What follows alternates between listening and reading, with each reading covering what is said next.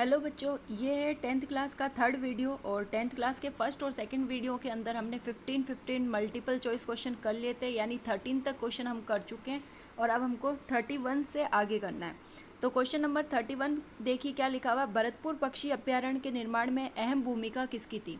यानी Bharatpur bird sanctuary जो है उसको बनाने में सबसे ज़्यादा जो है पार्ट किसका था, किसकी वजह से वो बन पाई थी। तो हमारे जो साइंटिस्ट है उनमें सबसे पहले सालिम अली ऐसे थे जो बर्ड के बारे में पढ़ना उन्होंने शुरू किया था और उन्होंने बर्ड के प्रोटेक्शन के लिए गवर्नमेंट को बोला था कि बर्ड सेंचुरी बने। तो इसमें जो रोल है वो है डॉक्टर सालिम अली का, यानी इसका राइट आंसर जाएगा डी। ठीक है, फिर देखिए क्वेश्चन नंबर 32। भारत में टिश्यू कल्चर प्रयोगशाला की स्थापना किसने की। यानी plant tissue culture, plant fertilisation, plant hybridisation, plant के जो एक्सपेरिमेंट थे, प्लांट को मिक्सअप करना, उनसे कुछ नया बनाना, तो ये सारा काम किसने किया था, यहाँ पर ये पूछा है। तो ये जो काम है ये हमने पढ़ा था साइंटिस्ट वाले चैप्टर में, ये सब डॉक्टर माहेश्वरी ने किया था, यानी बी ऑप्शन। नेक्स्ट देखिए क्वेश्चन नंबर 33। उच्च रक्तचाप में उपयोगी पादप है। उच्च रक्तचाप मतलब high blood pressure, high BP के अंदर हमको कौन से प्लांट की दवाइयाँ दी जाती है या कौन सा प्लांट जो उससे मेडिसिन बनाई जाती है और वो यूज़ में ली जाती है। तो यहाँ पर आपके पास ऑप्शन है सर्पगंधा, अश्वगंधा, सदाबहार, शतावरी। तो इसके अंदर जो सर्पगंधा है, ठीक है, वो इसका राइट आंसर है। राउवल्फिया सर्पेंटाइना जिसका बॉटनिकल नाम है सर्पगंधा, और वो इसका राइट आंसर है सर्पगंधा, ऑप्शन ए। फिर देखिए क्वेश्चन नंबर 34। उसमें पूछ रहा है किस वर्ष पृथ्वी सम्मेलन का आयोजन हुआ था। अर्थ समिट जो हुआ था, जो हम पढ़ चुके हैं, अर्थ समिट हुआ था ब्राज़ील में, और वो कब हुआ था, तो वो हुआ था 2002 के अंदर। फिर देखिए क्वेश्चन नंबर 35। भारत का राष्ट्रीय जलीय जीव कौन सा है। इंडिया का नेशनल एक्वेटिक एनिमल कौन सा है, तो वो आपको पता है गंगा की डॉल्फिन, यानी गैंगेटिक डॉल्फिन, यानी ऑप्शन ए। क्वेश्चन नंबर 36 देखिए, निम्न में से कौन सा जीव भ्रामक धारणाओं के कारण ग्रामीणों द्वारा मारा जाता है। कुछ गलत चीज़ों की वजह से, अंधविश्वास की वजह से या डर की वजह से लोग जो है ना कुछ एनिमल्स को किल करते हैं। जैसे उनको कुछ चीज़ें होती है, ऐसे जैसे हमने पढ़ा था कि गोयरा को तो वो डर की वजह से मार देते हैं क्योंकि उनको लगता है कि गोयरे की डर मतलब जहर की वजह से उनको नुकसान होगा। लेकिन जो गोडावन है उसको वो भ्रामक धारणाओं की वजह से मारते हैं क्योंकि उनको लगता है गोडावन का मांस खाने से उनकी जो सेक्सुअल पावर है वो इंक्रीज़ होती है, प्रजनन क्षमता बढ़ती है। तो इसका राइट आंसर जो है बी जाएगा, गोडावन। क्वेश्चन नंबर 37 देखिए, विश्व में कुल कितने जैव विविधता तप्त स्थल है, यानी बायोडाइवर्सिटी हॉटस्पॉट, जहाँ पर मैक्सिमम प्लांट और एनिमल्स यानी फ्लोरा और फोना की डाइवर्सिटी हमको मिलती है। तो ऐसे अभी तक कितने हैं, तो अभी तक 34 हॉटस्पॉट है, यानी ऑप्शन नंबर सी।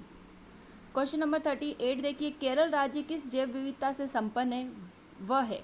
यहाँ पर पूछा केरल जो है उसमें कौन सी जैव विविधता है, तो यहाँ पर आपको ऑप्शन दिए क्योंकि इंडिया के अंदर 3 बायोडाइवर्सिटी ऑफ हॉटस्पॉट है, तुम्हें पता है। एक तो हिमालय वाला, एक वेस्टर्न घाट, और तीसरा इंडो बर्मा वाला जो है। तो इसमें तीनों ऑप्शन दिया। अभी पूछ रहा केरल किस में आएगा, तो केरल जो है वो आएगा वेस्टर्न घाट वाले रीजन के अंदर, यानी पश्चिमी घाट। क्वेश्चन नंबर 39 देखिए, मलेरिया उपचार में उपयोगी पादप है, यानी मलेरिया का अगर हमको ट्रीटमेंट करना है तो उसके लिए कौन से प्लांट की दवाई दी जाती है। तो इसमें देखिए एक चीज़ मैंने बताई थी, जितनी भी फीवर रिलेटेड बीमारियां होती है जिनसे हमें बुखार आ सकता है, उन सब के इलाज में एक ही दवाई काम आती है और वो है चिनकोना प्लांट जो होता है, सिनकोना या चिनकोना, उसकी जो दवाई होती है वो बुखार जो है उसको कम करती है, फीवर को कम करती है। तो मलेरिया में मेन रोल बुखार का ही होता है, तो इसमें सिनकोना आएगा, ए ऑप्शन। फिर देखिए क्वेश्चन नंबर 14। एशियाई हाथी किस जैव विविधता तप्त स्थल में पाया जाता है। एशियाई हाथी जो है वो इन तीनों में से कौन से हॉटस्पॉट में हमें देखने को मिलता है, तो एशियाई हाथी भी हमें पश्चिमी घाट यानी वेस्टर्न घाट में ज़्यादा देखने को मिलते हैं।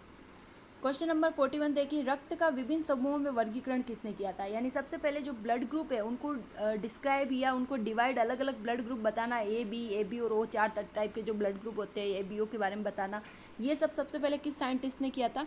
तो इसका राइट आंसर है Karl Landsteiner, B option. Question number 42 देखिए, गर्भ रक्ताणु कोरकता का प्रमुख कारण है। गर्भ रक्ताणु कोरकता को इंग्लिश में बोलते हैं इरिथ्रोब्लास्टोसिस फिटेलिस, यानी माँ का अगर ब्लड ग्रुप नेगेटिव है और उसका जो बच्चा उसका अगर ब्लड ग्रुप पॉजिटिव है तो उनके बीच में RH इनकम्पेटिबिलिटी हो जाती है, RH मैचिंग नहीं होता, और उसकी वजह से क्या होता है, फर्स्ट चाइल्ड में तो कोई दिक्कत नहीं आती, लेकिन सेकेंड चाइल्ड में मदर की बॉडी में जो एंटीबॉडीज़ बनते हैं RH के खिलाफ, वो उस बच्चे को नुकसान पहुँचा देते हैं, वो बच्चे की डेथ हो सकती है या फिर उसमें ब्लड जो है वो कम हो सकता है। तो ये जो चीज़ है वो किसकी वजह से होती है, आर एच इनकम्पेटिबिलिटी की वजह से, यानी आर एच मैच नहीं हो रहा है। तो इसका राइट आंसर हो जाएगा बी, आर एच बेजोड़ता। क्वेश्चन नंबर 43 देखिए, भारत में अंगदान दिवस कब मनाया जाता है? भारत के अंदर, इंडिया के अंदर ऑर्गन डे सेलिब्रेशन कब होता है? तो ऑर्गन डे सेलिब्रेशन होता है 13 अगस्त, B option. Question number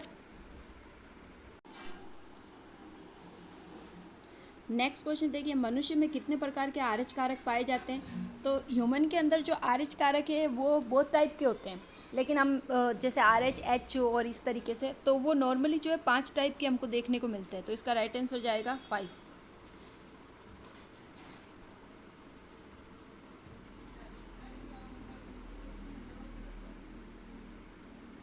next question देखिए, प्रतिरक्षात्मक अंग है। अब यहाँ पर प्रतिरक्षात्मक का मतलब है कि ऐसा अंग जो आपकी बॉडी में एंटीबॉडीज़ बना रहा है, उनका फॉर्मेशन कर रहा है। तो देखो हमारे अंदर, यानी जो एडल्ट होते हैं उनकी बॉडी के अंदर अस्थि मज्जा यानी बोन मेरो जो है वो एंटीबॉडीज़ बनाने का काम करता है, और थाइमस भी करती है। थाइमस ग्लैंड जो है उसको एंटीबॉडीज़ का मतलब इम्यूनिटी या एंटीबॉडी, इम्यूनिटी बोल दो, एंटीबॉडी बोल दो, तो उसको इम्यूनिटी का किंग बोलते हैं। और अगर बच्चे की बात करें तो छोटा जो बच्चा होता है या जो एम्ब्रियो होता है उसके अंदर लीवर जो है ये काम करता है। तो इसमें सारे राइट आंसर जाएंगे, यानी डी ऑप्शन, उपरोक्त सभी।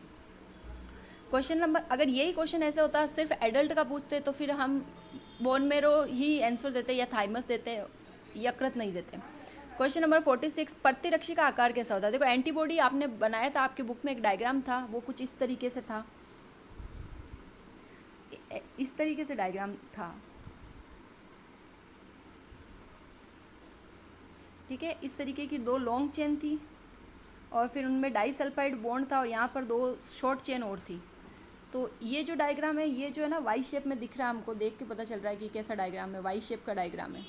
तो इसका अगर हम राइट आंसर देंगे तो इसका राइट आंसर क्या जाएगा, सी जाएगा, वाई शेप का दिख रहा है आपको, ठीक है। Next question, question number 47, bilirubin की अधिकता किस अंग को हानि पहुंचाती है? देखो बिलीरुबिन और बिलीवर्डिन बनते हैं जब आरबीसी डिस्ट्रॉय होती, फटती, तो उसके अंदर से येलो कलर के पिगमेंट निकलते हैं जिन्हें बिलीरुबिन या बिलीवर्डिन बोलते हैं। और उनकी वजह से हमें इसका सबसे ज़्यादा इफेक्ट दिखता है जॉन्डिस में, जब हमारा पूरा बॉडी उनकी वजह से पीला दिखने लग जाता है। तो इसका इफेक्ट यानी सबसे ज़्यादा इफेक्ट लीवर पे जाता है इसका, लेकिन लीवर के बाद इसका इफेक्ट जो है वो तिल्ली, गुर्दे, इन पे भी जाता है, ठीक है। वैसा इफेक्ट इसका अगर देखें तो सबसे ज़्यादा लीवर पे जाता है, लेकिन इन ऑर्गन्स पे भी जाता है। तो यहाँ पर आंसर जो है ना वो डी जाएगा, सभी, ठीक है। क्वेश्चन नंबर 48, निष्क्रिय प्रतिरक्षा का उदाहरण है। निष्क्रिय, एक आपने इम्यूनिटी पढ़ी थी, एक एक्टिव होती है और एक पैसिव होती है, ठीक है। एक्टिव का मतलब है आपकी बॉडी उस बीमारी के लिए खुद एंटीबॉडीज़ बनाते हैं, जैसे कोई बीमारी आपको हो गई वो खुद एंटीबॉडी बना रही है, जैसे आपको वैक्सीन अगर दिया जाता है तो आपकी बॉडी उसके लिए खुद एंटीबॉडीज़ बनाती है। और कई बार क्या होता है कि हम एंटीबॉडी बाहर से ही लेते हैं, ठीक है, यानी बनी बनाई एंटीबॉडी बॉडी में डालते हैं। तो इसका जो सही आंसर है ना वो टिटनेस का टिक्का होगा, क्योंकि टिटनेस का टिक्का हमें हर 6 महीने में लगाना पड़ता है, क्योंकि 6 महीने तक वो चीज़ वापस क्या हो जाती है, डीएक्टिवेट हो जाती है, फिर हमको बाहर से एंटीबॉडी लेनी पड़ती है।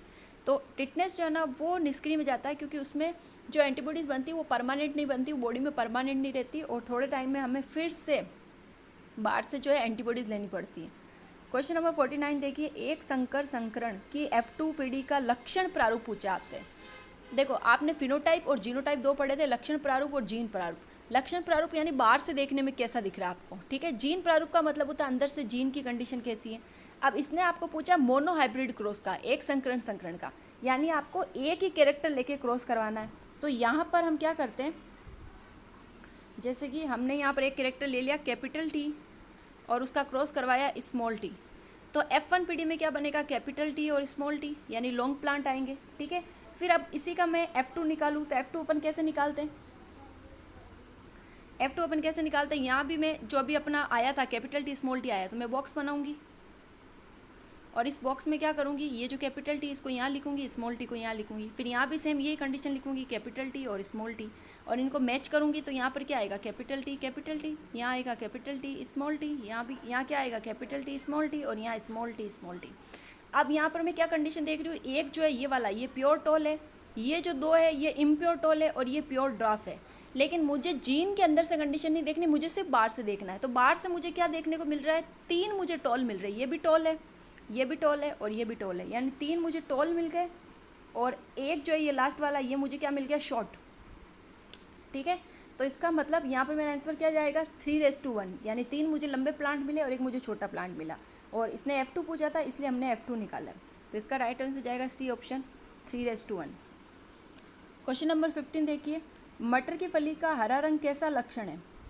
मटर की फली यानी पोड का पूछ रहा है। आपने मेंडल की जो चैप्टर था उसमें उसने 7 कैरेक्टर्स लिए थे, उन सब के डोमिनेंट और रिसेसिव, प्रभावी और अप्रभावी आपने याद किए होंगे। तो ये पोड वाला पूछ रहा है कि मटर की फली यानी पोड जो है, मैं दोनों को समझाने की कोशिश कर रही हूँ ताकि हिंदी वालों को भी समझ आ जाए और इंग्लिश वालों को भी। तो मटर की फली या पोड जो होती है उसमें जो ग्रीन कलर आता है वो कैसा होता है, वो प्रभावी होता है या अप्रभावी होता है, डोमिनेंट होता है या रिसेसिव होता है। तो यहाँ पर राइट आंसर जाएगा अप्रभावी। वो कैसा होता है, प्रभावी होता है, डोमिनेंट होता है। ठीक है, अब इससे आगे जो क्वेश्चन है वो हम करेंगे नेक्स्ट वीडियो में। Thank you.